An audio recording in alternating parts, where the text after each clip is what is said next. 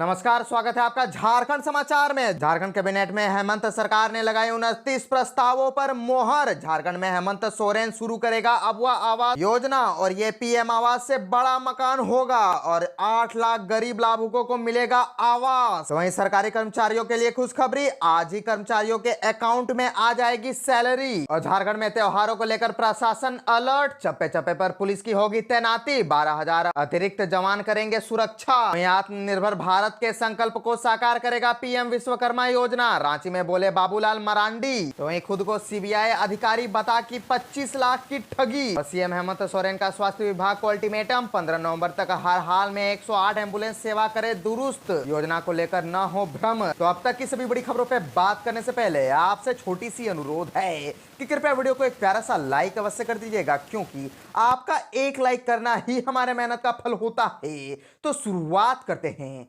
आज की पहली और बड़ी खबर से।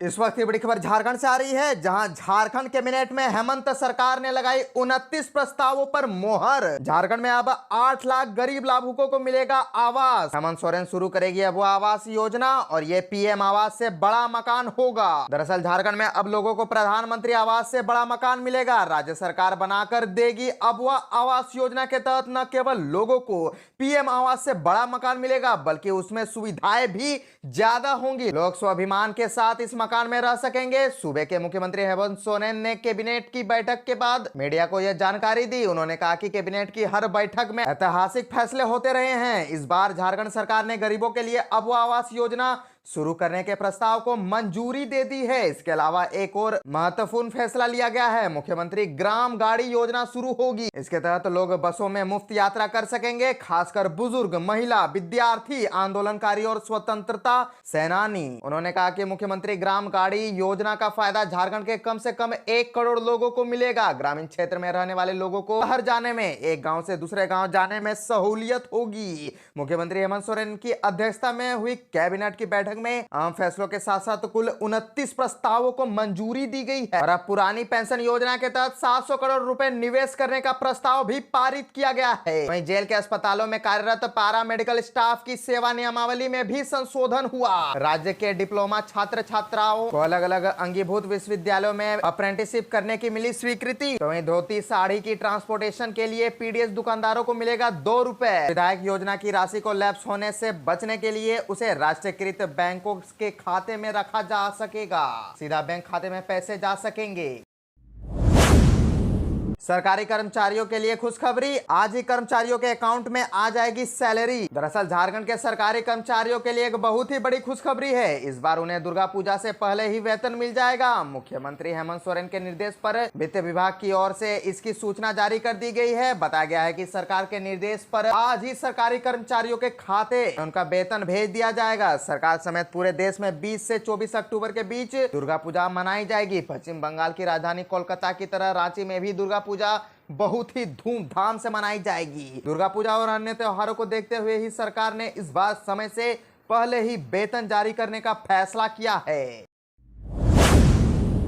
आत्मनिर्भर भारत के संकल्प को साकार करेगी पीएम विश्वकर्मा योजना, रांची में बोले बाबूलाल मरांडी। झारखंड प्रदेश भारतीय जनता पार्टी के अध्यक्ष सह पूर्व मुख्यमंत्री बाबूलाल मरांडी ने कहा कि पीएम विश्वकर्मा योजना गांव के पारंपरिक रोजगार, हुनर और कौशल को बढ़ावा देने की योजना है। इससे आत्मनिर्भर भारत का संकल्प पूरा होगा, ग्रामीण अर्थव्यवस्था मजबूत होगी। बाबूलाल मरांडी रांची स्थित प्रदेश बीजेपी कार्यालय में प्रधानमंत्री विश्वकर्मा योजना पर आयोजित कार्यशाला को संबोधित कर रहे थे। उन्होंने कहा कि प्रधानमंत्री नरेंद्र मोदी की सरकार ने इस योजना के लिए 13,000 करोड़ रुपए अलग से आवंटित किए हैं। इस कार्यक्रम से जुड़ने वाले लोगों को 1 सप्ताह और 15 दिन का प्रशिक्षण कैटेगरी वाइज देकर उन्हें और भी कौशल बनाने का कार्य किया जाएगा। इस योजना के तहत प्रशिक्षण के बाद उपयोग में आने वाले टूल किट का प्रोत्साहन के रूप में वितरण किया जाएगा। उन्हें प्रमाण पत्र निर्गत किया जाएगा, साथ ही उन्हें एक क्रेडिट कार्ड भी दिया जाएगा। सारा ट्रांजैक्शन डिजिटल माध्यम से होगा। इसके अलावा सरकार इनके द्वारा बनाए गए वस्तुओं की मार्केटिंग की भी संपूर्ण व्यवस्था करेगी। इस योजना के तहत 1 लाख से लेकर 3 लाख का लोन ले सकेंगे। बिहार भाजपा के महामंत्री सह योजना के झारखंड प्रभारी मिथिलेश तिवारी ने विभिन्न जिलों से आए प्रतिनिधियों को विस्तार से जानकारी दी। कार्यक्रम में महामंत्री प्रदीप वर्मा संग कई और मौजूद थे। कार्यक्रम की अध्यक्षता किसान मोर्चा के प्रदेश अध्यक्ष पवन साहू ने की। पीएम हेमंत सोरेन का स्वास्थ्य विभाग को अल्टीमेटम, 15 नवंबर तक हर हाल में 108 एम्बुलेंस सेवा करे दुरुस्त, योजना को लेकर ना हो भ्रम। मुख्यमंत्री हेमंत सोरेन ने स्वास्थ्य विभाग के पदाधिकारियों के साथ अहम बैठक करते हुए स्पष्ट कहा कि हर हाल में 108 एम्बुलेंस सेवा को दुरुस्त करे, इससे संबंधित आ रही शिकायतें को दूर करे। इसके लिए उन्होंने विभाग को 15 नवंबर तक का समय दिया है। बैठक में सीएम हेमंत सोरेन गंभीर बीमारी उपचार योजना, आयुष्मान भारत योजना, कर्मचारी राज्य बीमा निगम के द्वारा संचालित अस्पतालों की स्थिति की जानकारी अधिकारियों से ली। मुख्यमंत्री हेमंत सोरेन ने कहा कि मुख्यमंत्री गंभीर बीमारी उपचार योजना तथा आयुष्मान भारत योजना का लाभ राज्य की जनता को वास्तविक और पूर्ण रूप से मिले, यह सुनिश्चित करे। इन स्वास्थ्य योजनाओं के अंतर्गत जो नए प्रावधान किए गए हैं उनका पूरा उपयोग हो। इन योजनाओं का लाभ लेने के लिए प्रक्रियाओं में कोई जटिलता न रहे, इसका पूरा ख्याल रखे। राज्य की जनता को चिकित्सा अनुदान का पूरा लाभ सुनिश्चित किया जाए। मुख्यमंत्री ने कहा कि किसी भी मरीज को नियम के चक्करों में न उलझाएं, योजना का लाभ लेने को लेकर कहीं कोई भ्रम की स्थिति न हो, इसे लेकर प्रक्रियाओं को सरल और सहज बनाएं। मुख्यमंत्री ने अधिकारियों को निर्देश देते हुए कहा कि राज्य में संचालित 108 एम्बुलेंस सेवा को लेकर निरंतर शिकायतें प्राप्त हो रही है। राज्य के भीतर 108 एम्बुलेंस सेवा आगामी 15 नवंबर 2023 तक हर हाल में सुधरनी चाहिए। उक्त तिथि तक सभी एम्बुलेंस पूर्ण रूप से कार्यरत किए जाए। मुख्यमंत्री ने कहा कि यदि एम्बुलेंस सेवाएं में लापरवाही पाई गई तो संबंधित के खिलाफ कड़ी से कड़ी कार्रवाई की जाएगी। उन्होंने कहा कि हर हाल में चिकित्सा व्यवस्था को दुरुस्त करें। एम्बुलेंस सेवा सुचारू रूप से जनता को समय से उपलब्ध होनी चाहिए। संवेदनहीनता किसी भी स्थिति में क्षमा योग्य नहीं होगा। बैठक में पंजीकृत श्रमिक वर्ग के स्वास्थ्य बीमा को लेकर विस्तृत चर्चा भी की गई। झारखंड में त्योहारों को लेकर प्रशासन अलर्ट, चप्पे चप्पे पर पुलिस की होगी तैनाती, 12,000 अतिरिक्त जवान करेंगे सुरक्षा। झारखंड में दुर्गा पूजा के दौरान राज्य में शांति व्यवस्था व विधि व्यवस्था को लेकर सुरक्षा के पुख्ता इंतजाम किए गए हैं। मुख्यमंत्री के निर्देश के बाद सभी जिलों में सुरक्षा बलों की अतिरिक्त तैनाती की गई है ताकि पूजा के उत्सव में असामाजिक तत्व किसी तरह का खलल न डाल सके। इसे लेकर झारखंड पुलिस की विशेष शाखा भी सतर्क है। राज्य में 12,000 अतिरिक्त जवानों की तैनाती की गई है। पूजा पंडालों के आसपास पुलिस के गुप्तचर तैनात रहेंगे। राज्य में संवेदनशील क्षेत्र में सीआरपीएफ की रैपिड एक्शन फोर्स की 2 कंपनियों को तैनात किया गया है। इसके अलावा राज्य में रैपिड एक्शन पुलिस, केंद्रीय अर्धसैनिक बल, लाठी बल, रक्षक, सशस्त्र सीमा बल, बम निरोधक दस्ता, सुगैस दस्ता व अग्निशमन दस्ता की भी तैनाती की जा रही है। राज्य की खुफिया एजेंसी विशेष शाखा के जवान व अधिकारी भी सादे लिबास में सभी जिलों में तैनात किए गए हैं, जो हर संदिग्धों पर नजर रखेंगे और कहीं भी किसी तरह की संदिग्ध गतिविधि दिखेगी उस पर तुरंत कार्रवाई के लिए पहल करेंगे।